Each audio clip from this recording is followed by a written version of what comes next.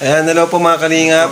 Kasama ko po si Tito Iming. May channel po sila, Rina and Iming Official Vlog. Pasuporta po ng kanilang channel. At pa-subscribe po, pa-comment and share. Maraming salamat po sa inyo. God bless po. God bless.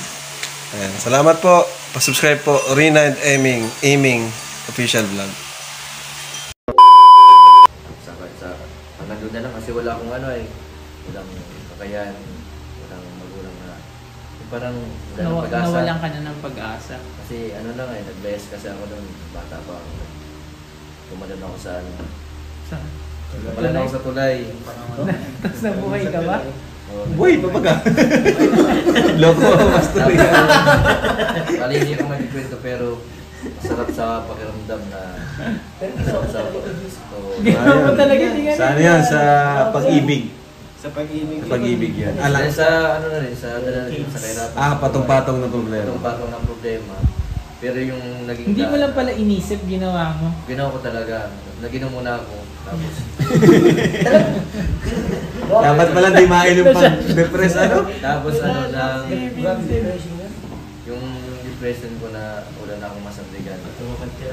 Sabi ko, yung kinikwento nga ni kapatid ko, sabi ko, mas malala pang nangyari sa akin na nagpatunay lang na hindi pa pala yun ang katapusan ko, na may mga gagawa pa pala ako. Totoo. Sa masarap sa pag-aramdam yung katulad nyo na sabi mo pa palang mga ganito, yung katulad na kasama ko ang buong team Kalingap na parang pinaramdam nila sa akin na hindi ako iba. Parang turing nila sa akin pamilya. Lalo na si Kuya Bal, sabi sa akin, ano mapasa pa kung Kuya Bal ng requirements? Hindi na. Simula ka na.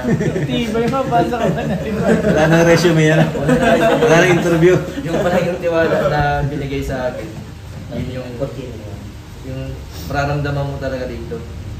Kaya sabi ko, salamat ako dahil nakilala ko kayo na bago din ang buhay ng pananaw ko sa buhay na hindi pa panahon na kaya yung sa tuwing nag-attend tayo dito kasi ako nun parang naging naging negative din ang tingin ko sa kasi bakit ako yung parang nangyari.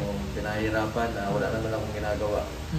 So, ang pala yun may purpose. Dami yung sasabi mo, lahat ng tinataman ako sa iyo, bakit sa tuwing nagbo-Bible study tayo, may patama sa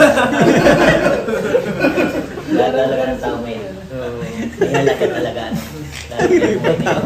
Kaya sabi ko, hanggang nabubuhay ako yung pagkakamay, pagkukulang ko noon. Itatama ko na ngayon. Kasi maganda, kasi yung pagiging tama, dumadating yung panahon na may magagandang resulta. Tama.